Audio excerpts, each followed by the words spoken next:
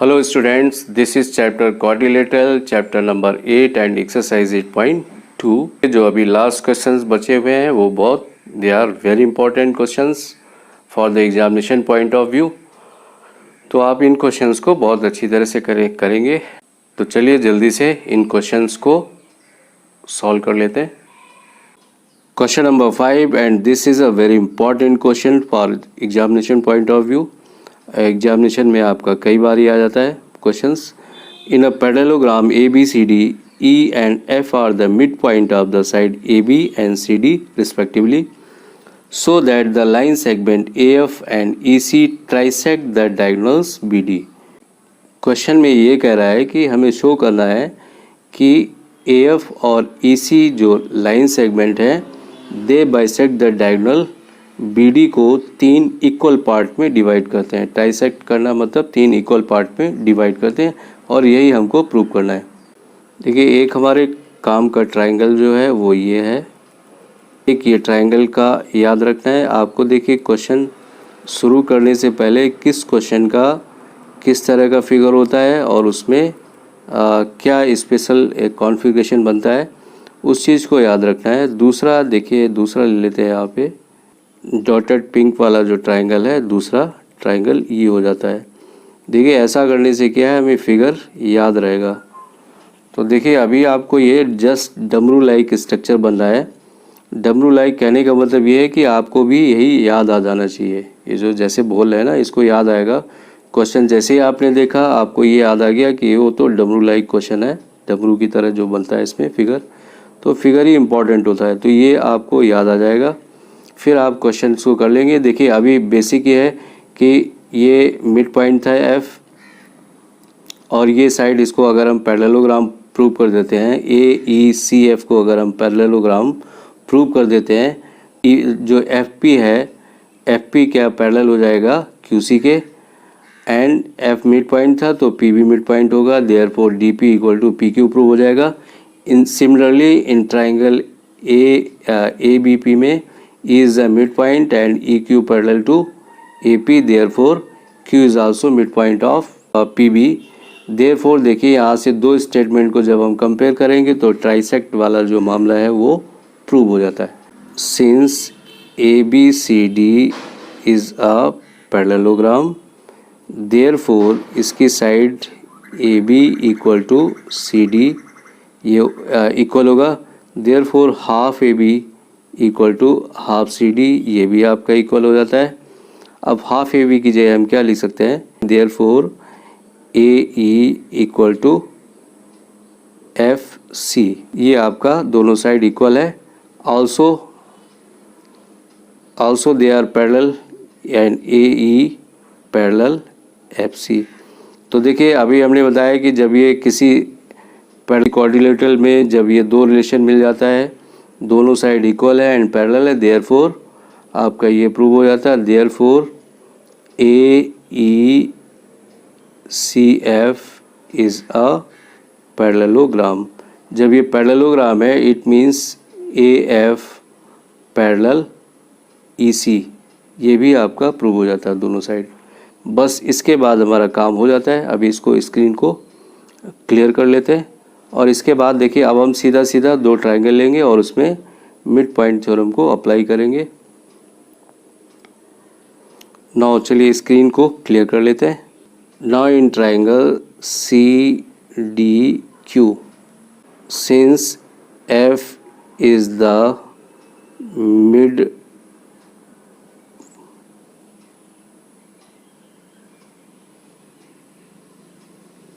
Mid point of side CD and EP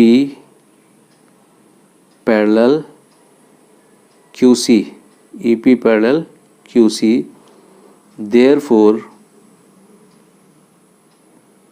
P is also midpoint of, ये converse mid point theorem यहाँ पे apply होती है, mid point of D Q, mid point of D Q.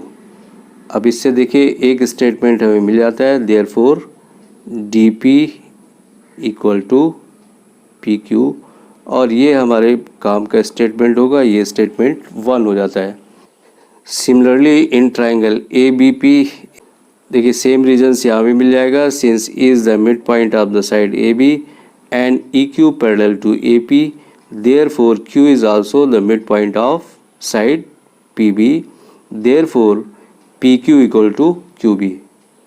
Similarly in triangle ABP, Q is also midpoint of side, यहाँ पे PB का mid point होगा, therefore यहाँ से स्टेटमेंट नंबर 2 मिल जाता है हमें, therefore PQ equal to BQ, PQ equal to BQ, ये आपका स्टेटमेंट 2 आ जाता है। और पहला स्टेटमेंट क्या था, देखिए पहला जो स्टेटमेंट था आपका वो, देखिए यहाँ जो पहला स्टेटमेंट आपका आया था वो था DP इक्वल टू PQ, ये आपका पहला स्टेटमेंट आया था। तो देखिए यहाँ पे लिखते हैं from equation number 1 and 2, from equation number 1 and 2, 1 and 2 equation से देखिए डी पी पी क्यू के इक्वल है and P Q B Q के इक्वल है, इट मीन्स तीनों सेक्शन ये इक्वल हो जाते हैं, therefore D P equal to P Q equal to Q B या बी क्यू, ये आपके तीनों सेक्शन, इट मीन्स अब लास्ट में आप ये स्टेटमेंट लिख देंगे, therefore line segment AF trisect the diagonal BD, ये आप यहाँ पे इस सबसे नीचे इसके बाद यहाँ पे रिजल्ट लिख देंगे और ये क्वेश्चन आसानी से प्रूव हो जाता है। तो ऐसे आप फिगर को ज़्यादा ध्यान देना है, तभी आप ये क्वेश्चन को आराम से कर सकते हैं। Now question number 6, so that the line segment joining the mid point of the opposite sides of a quadrilateral bisect each other. देखिए यहाँ पे एंड जो मिड पॉइंट को ज्वाइन करने वाली लाइन है EG and HF, they are equal to each other. तो देखिए यहाँ पे ये प्रूव करना है कि जो मिड पॉइंट ज्वाइन करने वाली लाइंस हैं EG एंड HF, ये एक दूसरे को बाइसेक्ट करती हैं। तो देखिए सिंपल सा है, आप क्वेश्चन नंबर 1 को रिकॉल करिए, 2 को रिकॉल करिए, 3 को रिकॉल करिए, वहाँ पे जो हमने किया था वही यहाँ पे करना है। देखिए since H and F are the mid point of side AD and CD, therefore HG parallel to AC and HG equal to half AC, ये बात आपकी यहाँ से प्रूफ हो जाती है। तो यहाँ पे देखिए पहले हम ट्राइंगल लेते हैं ABC को। In triangle ABC E and F are the mid point of AB and BC respectively, therefore EF equal to half AC and EF parallel to AC, ये बात आपकी प्रूव हो जाती है। अगेन तो देखिए दूसरी बार हम ट्राइंगल लेते हैं ADC को, इस ट्राइंगल को लेंगे, यहाँ H and G are the mid point of side AD and CD respectively, ये therefore HG equal to half AC and HG equal to HG parallel to AC, HG equal to half AC and HG parallel to AC। From equation number 1 and 2, देखिए statement first और second से ये prove हो जाता है कि EFGH is a parallelogram. अब देखिए यहाँ पे EG और HF, they are the diagonals of a parallelogram and diagonals of a parallelogram bisect each other, but यही आपको प्रूव करना था कि इसके मिड पॉइंट को ज्वाइन करने वाली जो लाइंस हैं दे बाइसेक्ट ईच अदर। तो देखिए सबसे पहले हमने इसको पैरेललोग्राम को प्रूव किया EFGH को, और फिर ये पैरेललोग्राम के डायगोनल्स आपको पता है एक दूसरे को बाइसेक्ट करते हैं। तो सिंपल सा क्वेश्चन था। Now question number 7, ABC is a triangle right angled at C, a line through the midpoint of M, hypotenuse AB and parallel to BC intersect AC at D, so that D is the midpoint of AC, MD perpendicular to AC and CM equal to MA equal to half AB। ये देखिए ये question भी बहुत आता है exam में, आपका 3 marks या 4 मार्क्स में क्वेश्चन देते हैं, मल्टी पार्ट्स की वजह से, बट ये आसान क्वेश्चन है। देखिए यहाँ पे पहला जो पार्ट है इसका, D is the mid point of A C. Converse of mid point theorem को अप्लाई करेंगे। Since M is the mid point of side A B and D M parallel to B C, therefore D is also mid point of A C. तो ये तो आपका mid point prove हो जाता है, first आसानी से प्रूव कर सकते हैं इसको। D is the mid point of A C, ये हमें प्रूव करना है। तो इसके लिए देखिए, in triangle A B C, since M is the mid point of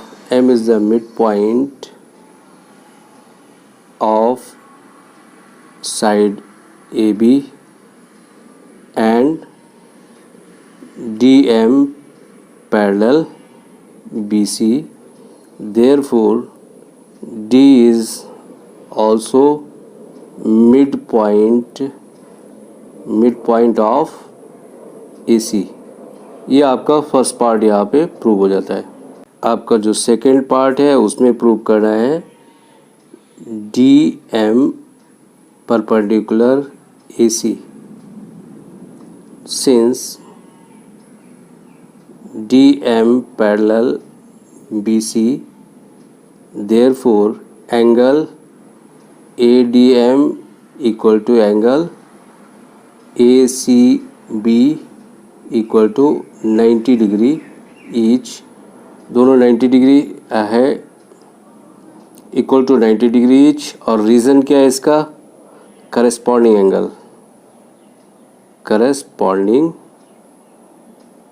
angles, ये दोनों करस्पॉन्डिंग एंगल हो जाएंगे क्योंकि DM parallel to BC and AC is a transversal line. Therefore DM perpendicular AC, ये आपका पार्ट भी प्रूव हो जाता है।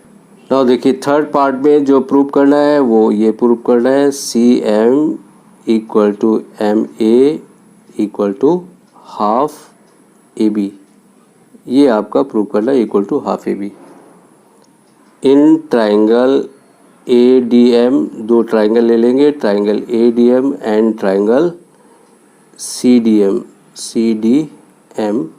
इस पे जो फर्स्ट इंफॉर्मेशन है वो है हमारी AD इक्वल टू DC, क्योंकि आप D को D is the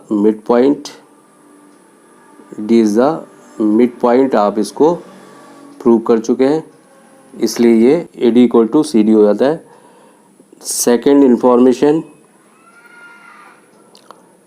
angle ADM equal to angle CDM equal to 90 degree, ये दोनों इक्वल हो जाता है। नाउ जो थर्ड इंफॉर्मेशन है ये है आपका DM इक्वल टू MD, ये कॉमन साइड है इसलिए ये इक्वल है। Therefore triangle ADM congruent triangle CDM, ये दोनों ट्राइंगल कॉन्ग्रुएंट हो जाते हैं।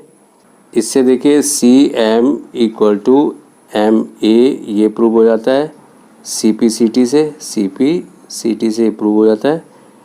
एंड नाउ देखिए CM इक्वल टू MA क्या है और MA क्या है, देखिए ये हाफ AB है, हाफ AB के इक्वल है।